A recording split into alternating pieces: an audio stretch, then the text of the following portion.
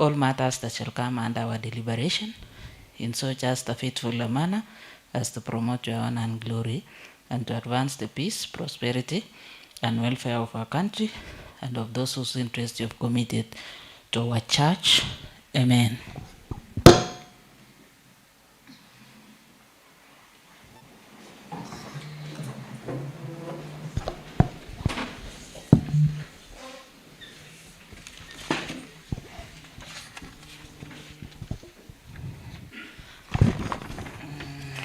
Clerk.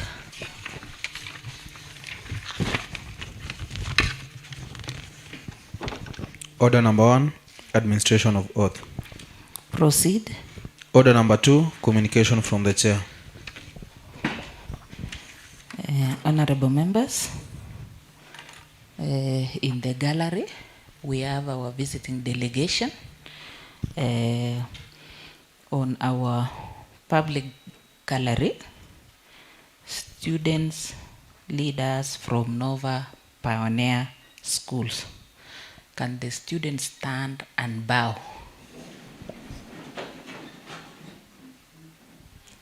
Thank you so much. I would kindly request honorable members to appreciate them parliamentary way. Welcome so much. You will follow the proceedings in silence, and I hope your visit to learn, you will go back with something. Welcome.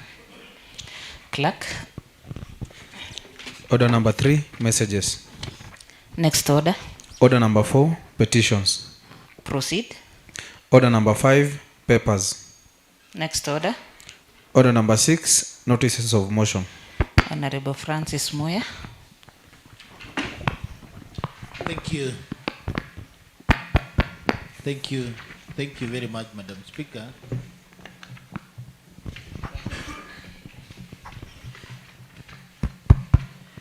Thank you very much, Madam Speaker. Before I give a notice of motion, I want to thank Almighty God.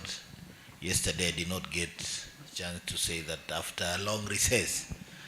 I thank God for enabling me to come back live, kicking, ready to dispense the business of this honorable house and to serve the great people of Langas Ward, where I represent.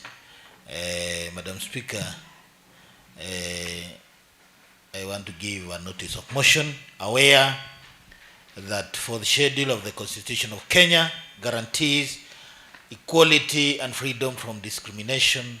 Further, aware that Article 56 of the Constitution provides that the state shall put in place affirmative action programs designed to ensure that marginalized and minority groups are provided special opportunities in economic field.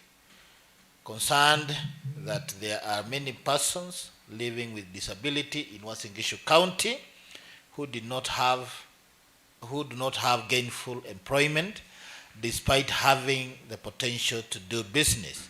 This county assembly urges the county government of Uasin Gishu through the Department of Trade, Tourism and Industrialization to set aside at least 10% of all county business premises, market stalls, and other open market spaces conducive for business within the county to people living with disability and other disadvantaged groups. Thank you. Next order. Order number 7. Order number 7, statements. Next order. Order number 8, motion. Honorable Francis Moya. Thank you, Madam Speaker. I gave the notice of motion and allow me to move the said motion so that the House can debate it. That aware that the 4th schedule of the Constitution of Kenya 2010 guarantee equality and freedom from discrimination. Further aware that Article 56 of the Constitution provides that the state shall put in place affirmative action program designed to ensure that marginalized and minority groups are provided special opportunity in economic fields, concerned that there are many people living with disability in Uasin Gishu who do not have gainful employment despite having the potential to do business. This county assembly urges the county government of Uasin Gishu through the Department of Trade, Tourism and Industrialization to set aside at least 10% of all county business premises, market stalls and other open air market spaces conducive for business within the county to people living with disability and other disadvantaged group. Madam Speaker, it is said that disability is not inability.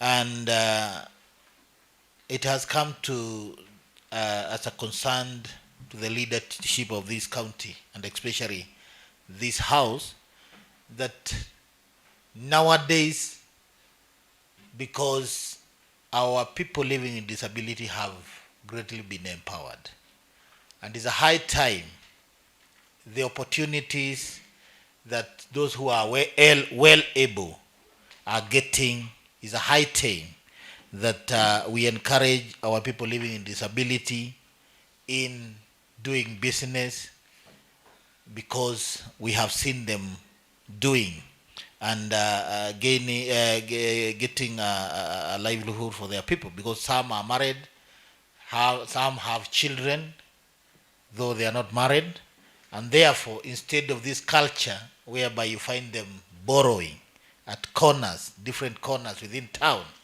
it will be only prudent for this county government of Uasin Gishu to consider this marginalized group of persons living with disability in places to do business. Madam Speaker, the other day when the county government was trying to do the cleanup in town, it was very painful to see some of the persons living with disabilities who have chosen to do business like others who are well able. They were being harassed like any other business person.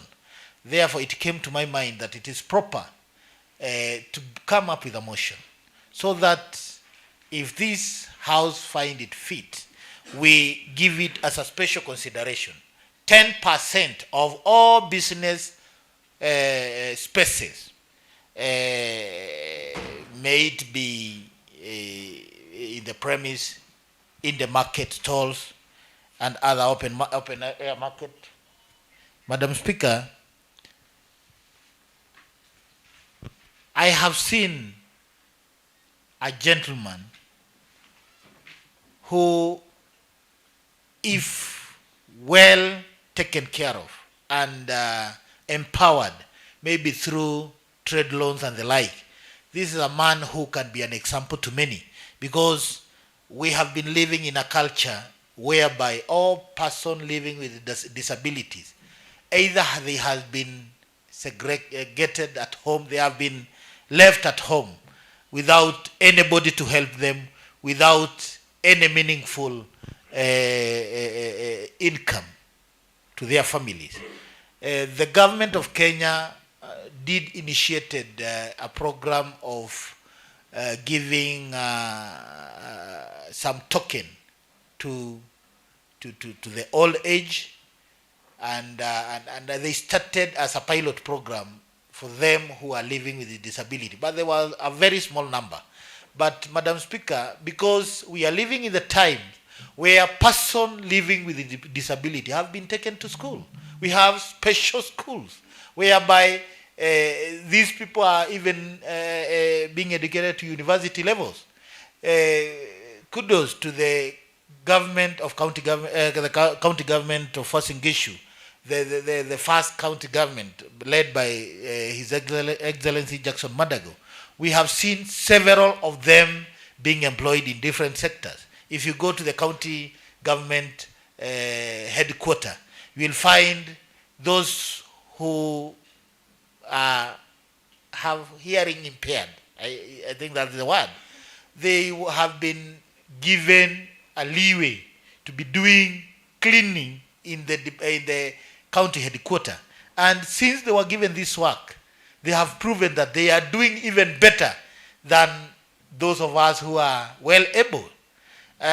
Not only that, in different sectors, we have gotten several of them. They were given chances to work for the county government of Uasin Gishu, and they are equal to the task.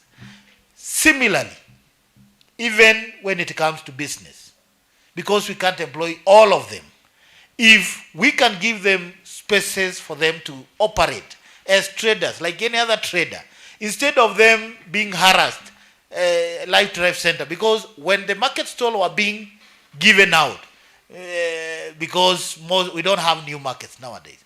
Most markets are very old in this county. In fact, they were inherited from the defunct councils. And by then, the person living with disabilities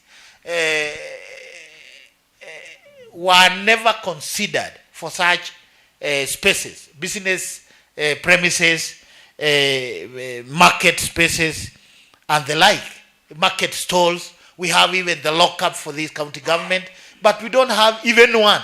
It's a high time.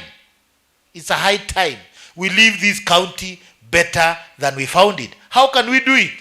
We know that these are special group, these are marginalized lot, and they need to be given spaces where they can do business like those who are well able. And Madam Speaker, by so doing, we are going to encourage even those parents who have kept their children who are living with disabilities at home. They are not giving them education. They are not letting them mingle with the rest of the society. It will be a wake-up call to see that even those who are living with disability are given equal chances, equal opportunity with like those who are well able. Madam Speaker, a case scenario is a lady by the name Waidera. I can recall that name. She has been operating at around Telcom, the old Telcom building, and she has a young girl with her, and she has been operating there without a shed, without any help of the county. But my mind was informed that if such people can be considered to premises where they will have all the amenities, where they can access to toilets, where they are under the roof in case of sunlight like now, or when we have rainfall, at least we have given them conducive environment to work in. This way, we are going to leave this county better than we found it. For instance, the other day during Christmas Day, when the president of this republic, Dr. William Samuel Ruto, came for prayers, he gave us a baby. He gave us a promise that being the son of the soil, he's going to commit, and his Kenya Kwanza government is coming up with a ultra-modern market in the middle of this town, where the old champion market was sitting. And this will be a good idea. If we pass such a motion, when it shall come to an end, it will be an opportunity for the department to have vetted the person living with a disability, given stalls where they can easily access them, not because it will be a story building market. They can be given slot at the ground level, because it is not easy for some of them to access the first and second floors. Therefore, Madam Speaker, I find this motion timely, because this is the time the government of the current governor, Jonathan B., is trying to rearrange and make sure that this town get a city status. Madam Speaker, if we can empower this less able team, person living with disability, and with their saying that it is resonating well with every one of us that disability is not inability, we are going to encourage even other counties to come and page mark with the county government of Uasin Gishu on how to empower our person living with disability. Notwithstanding, it has mentioned also the minority groups. We have the minority communities. For example, the Ongiek, is a very small community within the county. They need to be encouraged, be given special slots to do business so that they can also feel encouraged to come from wherever they were. This is a community where the history tells that they used to live in the forest. How can we motivate and encourage them to mingle with the other community? Is to give them such business slots, not only giving them such slots, even give them the trade loans that we usually give as a county government, so that we can encourage such a community. It's a very small community. I understand currently they are around 30,000. That's a very small number. But we need to encourage them that they need to compete with those who are well able, well knowledgeable about doing business, and we are going to make this county a better place to live, and even to encourage everyone to come and do business in this country. Therefore, Madam Speaker, I am kindly asking this Honorable House, if you find it fit to pass this motion, let us do it so that we can guide the county government, the second arm of the county government, that is the executive, in doing plans on how to allocate these marginalized groups with slots and places to operate. Madam Speaker, I'm so grateful when I'm moving this motion to see our children our student from the Nova school. It's a very new school within the town. It's a school a kind of its own, and I want to tell them that the sky is no limit. This is a school that I'm sure they are doing international program or a curriculum. You are the future leaders of this nation, and it's good that you chose to come to this assembly so that tomorrow when we will not be around, you will be leaders, you will be the president, you will be the MPs, you will be the governors of this great nation. Therefore, I don't see it as just a waste of time, but I want to tell, because I heard that they are leaders, not the students. They are the leaders in that school. And leadership, a person is mentored to be a leader from the smallest level. I remember I was chosen to be a class prefect, Madam Speaker, when I was only in class 2. Through to my college level, I found myself being given a leadership role, and I can see that was a God-given chance, because I am the oldest or the longest serving MCA in this house. This is my 4th term. I'm going to my 20th year. I started at 29 as a councillor. Therefore, I want just to encourage them, if they have been given that chance to lead in whichever class, they need to hold it close to their heart, because that is God-given, and you don't know what God is preparing them for tomorrow. Therefore, Madam Speaker, with those many remarks, I want to request Honorable Evans Kapkea, being the chairman, trade in the county assembly of Uasin Gishu, to second this motion. I rest my case. Thank you. Honorable Kapkea. Thank you so much, Madam Speaker. I stand to second the motion brought by the leader of minority. And before I do that, Madam Speaker, let me take this opportunity to welcome the visiting delegation to this County Assembly of Uasin Gishu. And I also want to register my appreciation to the leader of my minority for this timely motion of ensuring that we support persons living with disabilities. And Madam Speaker, we are from Uasin Gishu County, and we have these people in our communities. They are in our wards. They are also in our town, that is Eldoret town. And we walk in the streets of Eldoret. We've seen them. We've seen how they are suffering. Some of them, they have children. Some of them, they have small businesses. But because of that, they've not gotten that conducive environment, Madam Speaker, to do their business. And this motion will really assist, or will really see that we support them. And Madam Speaker, Eldoret town is becoming a city.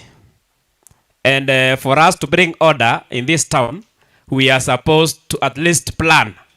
We have a plan on how we do business, how we conduct our border guys, how we conduct our hawkers. And one of them is to plan.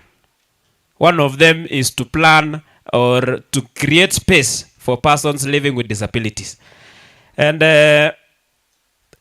this country has come a long way in supporting PWDs, especially providing grants, providing medical services, and even supporting school fees for their children. And it is also high time for this county of Uasin Gishu, the great county of Uasin Gishu, to see how they are supporting persons living with disabilities. And for us to see that value for money, the Hustler Fund for persons living with disabilities, the Inua Biashara. And the standing order, as Madam Speaker, does not allow me to mix English and Kiswahili, but Inua Biashara is the term that is used for the funds that is given to people who are owning businesses to support their business. And for us to see that value for that money, including grants from the national government, grants from the county to persons living with disabilities, is providing space and conducive environment for them to conduct their businesses. And we've seen, even if you go to the capital city of the country, Nairobi, we've seen how they are doing businesses. They have created spaces for the persons living with disabilities. And because Uasin Gishu is gaining that status, it is also good for us to support them. We've also seen that the President, His Excellency the President of the Republic of Kenya, has supported Uasin Gishu County in coming up with a modern market. And supporting this motion, or having this motion, will give good time for the department to arrange, or to, when they are allocating stalls to the residents of Uasin Gishu and the Kenya at large. And Madam Speaker, the county government have also developed a lot of open markets in Uasin Gishu County. Where I come from, that is the Mbelia ward, I have 3 open markets. And the county government is also planning to develop stalls or to create stalls. Having this motion will also ensure that persons living with disabilities will have a way of getting their share or getting stalls in those open air markets. And it is only 10%. We are saying we are starting with 10% of all the stalls, the market spaces, or even the streets, along the streets of Eldoret town. It's also 10%. But in future, it is good we support them. You know, we give them more opportunities. And we are requesting this Honorable House to really consider supporting this motion so that at least we support our brothers and sisters who are who are able differently. And if this honorable house will support this motion, as the committee on trade and tourism and enterprise development, we will ensure that we make a follow-up on implementation of this motion, so that when we are allocating any market space or any stalls in this town, we make sure that we allocate 10% of that to persons living with disabilities. For those few remarks, Madam Speaker, I stand to second this motion and request the honorable members of this house to support the motion and give hope to persons living with disabilities. Thank you, Madam Speaker. Honorable members, a motion has been moved and seconded. I now propose the question. Aware that the fourth schedule of the Constitution of Kenya 2010 guarantees equality and freedom from discrimination, further aware that Article 56 of the Constitution provides that the state shall put in place affirmative action programs designed to ensure that marginalized and minority groups are provided special opportunities in economic fields, concerned that there are many persons living with disability in Uasin Gishu who do not have gainful employment despite having the potential to do business. This county assembly urges the county government of Uasin Gishu through the Department of Trade, Tourism and Industrialization to set aside at least 10% of all county business premises, market stalls and other open market spaces conducive for business within the county to people living with disability and other disadvantaged groups. Ensued debate.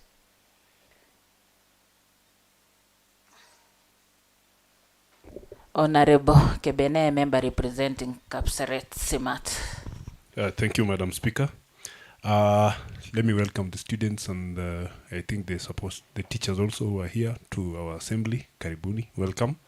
Thank you, Madam Speaker, sir.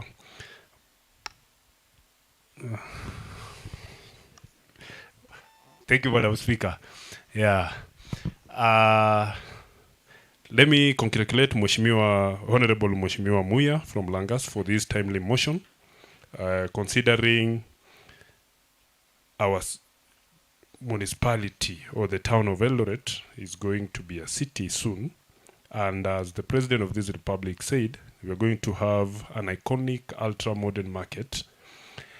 When we allocate 10% to PWDs, this is one way of reducing unemployment within our county, especially when we give them space within the town. Some of these PWDs are, let's say, almost 95% of them are people who are very active and also people who want to do business and make a living without begging in town. So if the county government of Uasin Gishu can allocate the 10% space for doing business, then we will see a lot of productivity. Considering also within the county of Uasin Gishu, we have schools for PWDs. The nearest here, I think, is Kapsoya Primary. There is a Eldoret School for the physically impaired. Then somewhere like 500 meters from that school, we also have a special school. And those students, when you go there, you will see they're being taught to do they're being taught how to, for example, like sewing and doing other things, so that they can depend on themselves when they get out of school. So if, for example, they are doing sewing and all those things, where are they going to sell these things? We need to allocate them space here in town. Even here outside the county assembly, when you're entering from the main road there, we have Karanja David, who is working there, and he's working as a shoe shiner and as well as a cobbler. It means PWD, they can do anything as long as we give them 100% support. they will be some of them will be a game changer in this town, especially for our young people at home who are still idling at home. When you come to town and you see a PWD doing something creative and doing something that generates income, I'm very sure it will be an eye-opener for those people or some of our youths who are still at home and complaining of unemployment. Lupita Nyong'o once said, all dreams are valid. And let us, as assembly, make dreams for PWD within Uasin Gishu County to be valid by giving them space, 10%. Mheshimiwa Muya, through your bill, you're talking about 10%. 10% is something very small. But let us start from there. A journey of 1,000 miles start with one step. If we can give them 10% spaces of doing business as we move forward, and I'm very sure the PWDs will not disappoint this house when they're given space. Most of them will come here and they will be a source of employment to some of our young people at home. Because I know when you start a business, today it will be small. Tomorrow it will be slightly bigger. The day after tomorrow, that space will employ someone else. Because when you go to the market, for example, you will see somebody selling cereals. This someone selling cereals, when a bag of maize or a bag of rice is being transported to the market, then we have people who move it from the lorry or the truck to the shop or to the stall. Now, the people who are doing that business in between here, that is another source of employment we will be creating, because you don't do that. You cannot carry a sack without being paid, a sack of maize or a sack of rice without being paid. And we can see this town is going to be more and more vibrant in doing business. I totally support the motion. Thank you, Madam Speaker.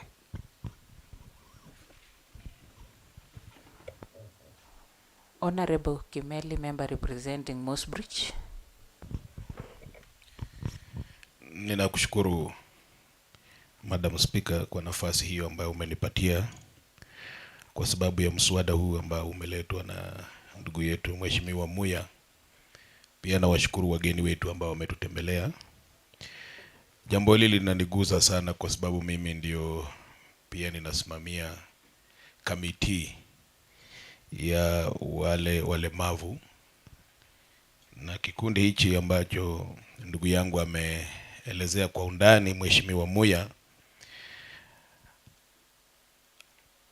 Sheria inasema kwamba wapatiwe nafasi ambayo haina vizuizi yoyote. Kama ni usafiri ama ni kufanya biashara, waruhusiwe sehemu nzuri.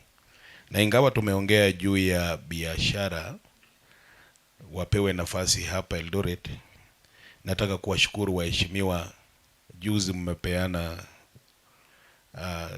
basari zetu ambayo tumepeana, na sehemu kubwa imeanza na kikundi hiki ili iweze kuwasaidia kwa masomo, na ningetaka kuwatia moyo ya kwamba tujaribu zaidi waende hizi shule zetu wasomee mambo ya ushonaji, kazi ya mikono, mbali na kwamba wanakuja kufanya biashara, waweze kusoma pia, ili kuna kazi wanaweza fanya kwa mikono.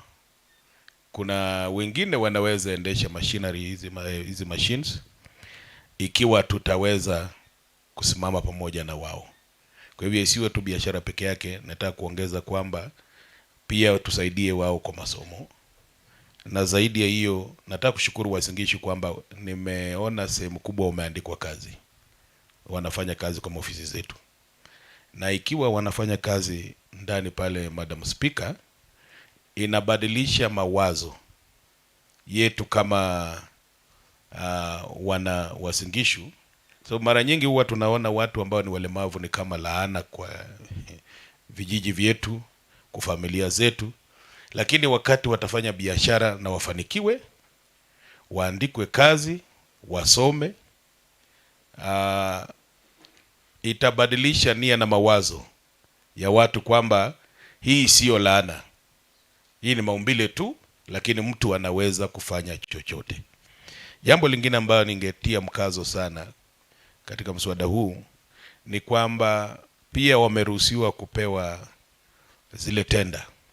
Na mimi naomba viongozi wetu ambao tuko hapa na hasa serikali yetu ya Uasin Gishu iangalie sana kazi ambazo zinapeanwa, iwe ni za barabara, iwe ya maji, ya kwamba pia wanahusishwa ndani, na itakuwa ya kuweza kuwatia motisha ya kwamba wanahusishwa kwa majukumu yetu ya Uasin Gishu. Iwe naunga mkono jambo hili ya kwamba tuinue kiwango chao. Inabadilisha maisha yao, vile tunaona kama watu duni wasiofaa wanaanza kuonekana kama watu muhimu kabisa. Kwa hivyo nashukuru sana Madam Speaker, na mimi naunga mkono jambo hili. Asante sana. Honorable Natui, member representing Enyinle.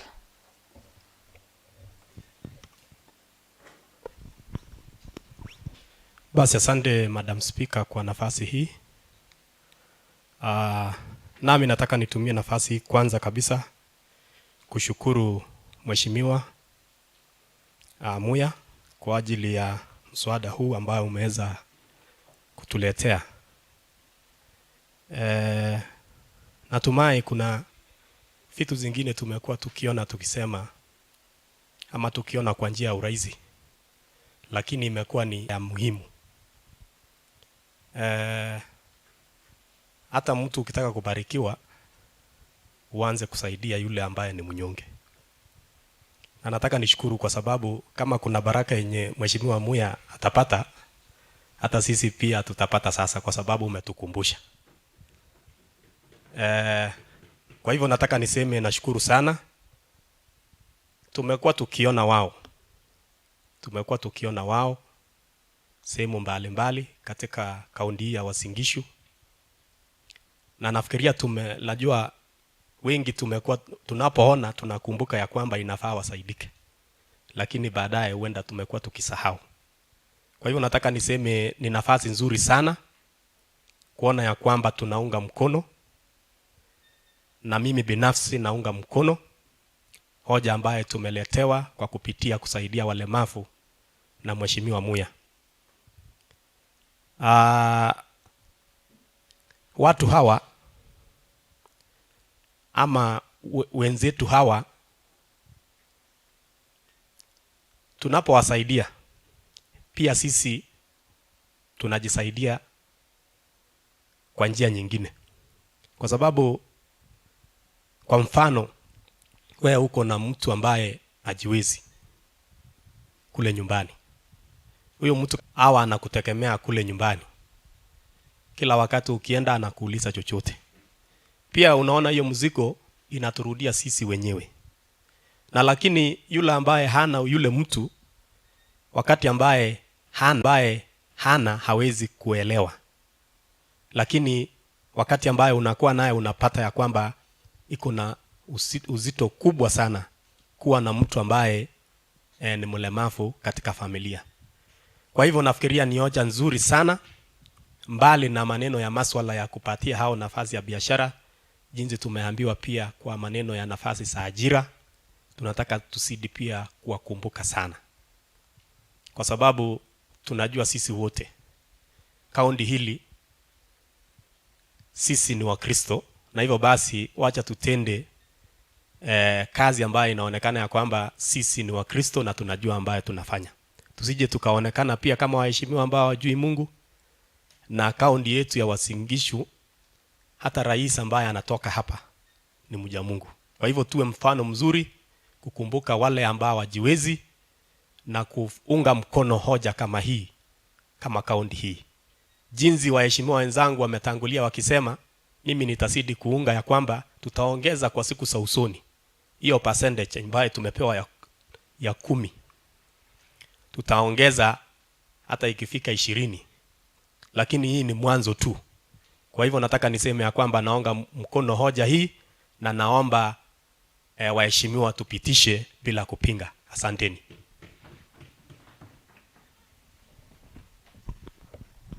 Honorable Caroline. Thank you, Madam Speaker, for this opportunity to contribute to this motion on the floor. Thank you to the honorable member who has thought about this special group that is so dear to us as leaders. Madam Speaker, much as there has been a lot of progress as far as the consideration of this group is concerned, for instance, through the affirmative action, this is still a group that is still marginalized even within the affirmative action. So it is important to also think about ways of ensuring that there is affirmative action within the affirmative action. Giving an example of what was done a while back about the affirmative action that favored women.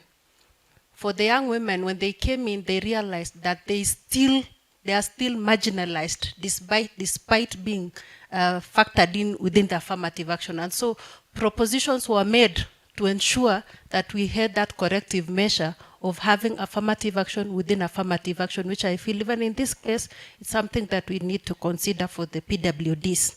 Now, giving a small background about this special group of people is that most of them are disadvantaged in different areas. One is that most of them are not able to access education. Most of them are also not able to access employment.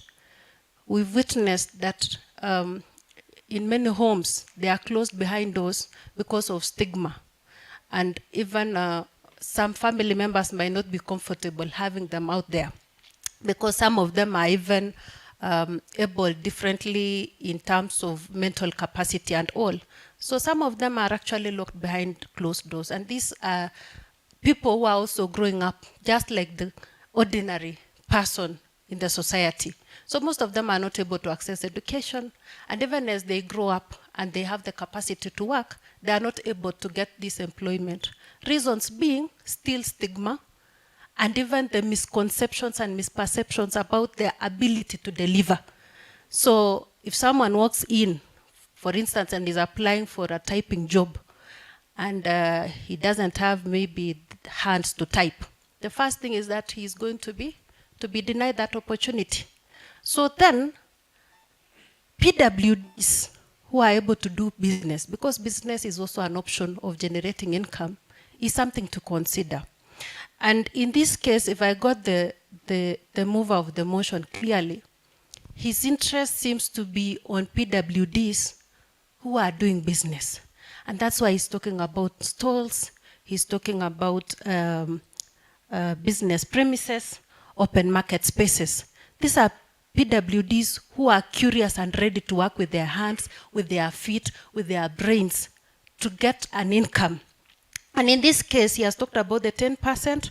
Yes, it's a good place to start from, much as it might be small because we really have a big number of PWDs. And we've seen some of them have made an effort and have come out and tried doing businesses here and there. There's an honorable member who has mentioned that we even have one who is doing who is a cobbler.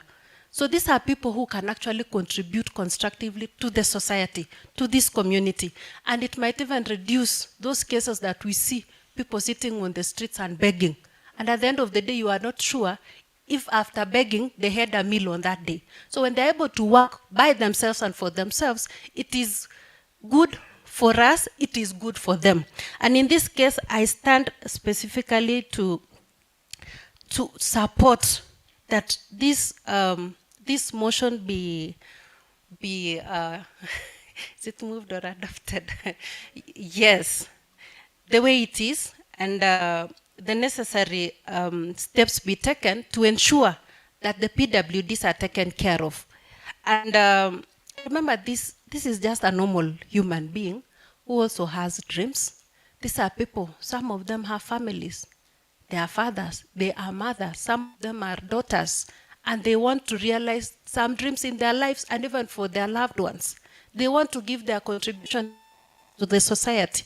So this, I feel, is a very good way of ensuring that this category of people are factored in. And even as we think of making that provision of 10% and all, so one of the major challenges has been things to do with mobility and accessibility. So even as we think of having this percentage of premises and market stalls and open business areas for them, let's also ensure that they are accessible.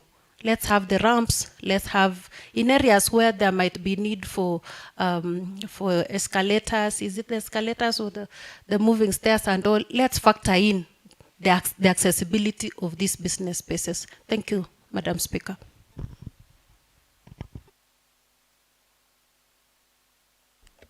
Honorable Hilary Kipchumba, member representing Muiben. Thank you very much, Madam Speaker, for this opportunity. I rise to support the motion before us on the importance of setting 10% on the support of the disabled and also the people, the vulnerable groups in the society.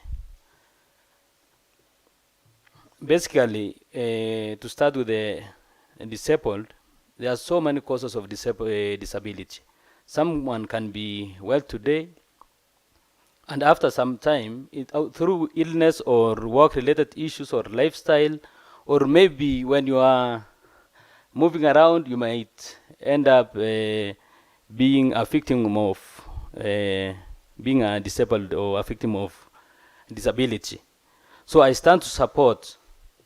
Furthermore, it is also provided by the Constitution, Article 54, whereby there are so many entitlements for persons with disability.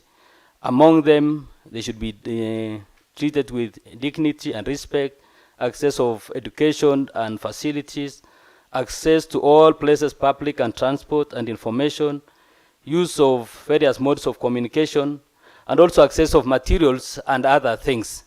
Among them are the business premises. And as we are looking forward to construct a modern market within the city, within this Eldoret, we should also consider so that it is being factored in the design of the facility of the market, so that it is well designed that it can accommodate people who are also disabled. As we are looking forward also to have the public participation, I think it's tomorrow or the day after tomorrow, next week, we're having a public participation. So it's also good for us to attend that public participation and ensure we also raise these issues. It's not particularly to the market that will be within Eldoret. We have also other small markets outside there within our localities. Like now in Moiben, it's a sub-county headquarters. So when time comes when we will be establishing small markets, we should also consider people with disability. We should also consider the vulnerable groups. There are those who are sickly. There are also those from the minority tribes. And there are also those who are not from the minority tribes, but they are from a village or a section in this county of ours whereby they are not exposed. So we should also identify such people and bring them on board so that they can also be motivated like other people who are already exposed on issues of employment, on issues of doing businesses, on issues of doing these casual works within the cities or any other place. There is an issue of tender, which is also in the Constitution, and they are provided that they are supposed to be given at least 5%. And for affirmative action, which touches on the vulnerable, generally the minority tribes and the rest, and the women, it adds up to almost 30%. So these are the factors that we need to put into consideration. We need to follow up as the County of Uasin Gishu and also the County Assembly.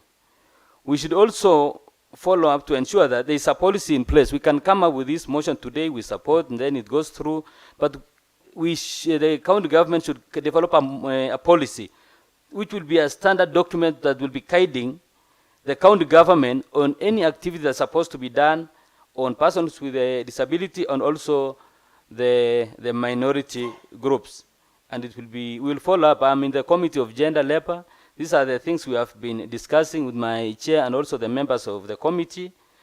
And I really appreciate Honorable Muya for coming up with this motion at this particular time before we raise, because it's something that we were still cooking and also preparing so that we can table.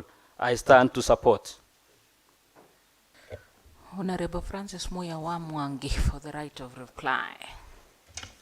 Asante sana Madam Speaker, nataka nichukue fursa hii kushukuru viongozi walipokuwa wakichangia katika mswada wangu. Nimeona watu ambao wana nia ya uongozi, watu ambao wana utu. Mungu wa amani awabariki. Kama vile aliyemalizia kuchangia, kwa Kiingereza twasema we are all candidates of disability. Kwa nini? Leo naweza kuwa mimi mzima vile nivyo, na chochote chaweza kutokea, liwe ajali, iwe ni ugonjwa, na ukajipata umeingia katika kitengo cha wale wanaishi katika ulemavu. Kwa hivyo nimeguzwa sana, hata mawazo yangu yakapanuka, Madam Speaker, kuona kwamba viongozi nilio nao wana hawa watu ndani ya mawazo yao, na vile wamesema itakuwa ni changamoto kwa wengine watakaoona walio na wanaoishi katika ulemavu wakifanya biashara. Wengi watakubali kusomesha watoto wao, kuwatoa nje, kama vile Mheshimiwa Caroline amesema. Wazazi wengi wamekuwa wakiwafungia walio na ulemavu mahali hata wageni wawezi kuwapata, kudunisha huyu mtoto, kudumisha huyu binadamu. Kwa hivyo nawashukuru sana. Niliona mheshimiwa aliyeingia mwisho, na nakumbuka jina ya ndugu zetu wengine ambao wametoka walio wachache. Tulisema kwamba pia tunapohusika walemavu, hata community ambao ina wachache wakapewa nafasi hizi, wakakuja kufanya kile wengine wanafanya, wakatoka kule. Kwa hivyo mimi nataka tu kusema kongole, asante. Na mwenyekiti, utakapokuwa una keti mwenyekiti wa wanaoishi na mambo kama haya, tualike zote, kwa sababu hawa ni ndugu zetu, hawa ni watu ambao tunaitanishwa na wao, na tutasaidia kamati hii kuhakikisha kwamba tumeweka hadhi inayostahili. Kwa hivyo Madam Speaker, nashukuru na shukrani zisizokuwa na kifani. Asante. Thank you very much. There being no further contributions on the same, I now put the question.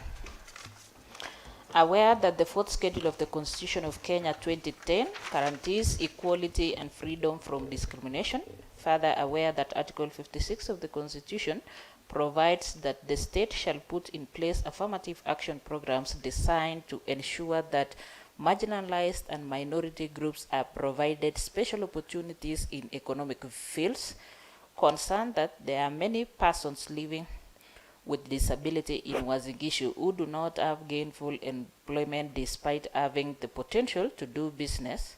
This county assembly urges the county government of Uasin Gishu through the Department of Trade, Tourism and Industrialization to set aside at least 10% of all county business premises, market stalls and other open market spaces conducive for business within the county to people living with disability and other disadvantaged groups. As many of the similar opinions say aye. Aye. As many of the contrary opinions say nay. The ayes have it, honorable members, and there being no any other business in the order paper for this morning, this House do stands adjourned until 2:30 p.m.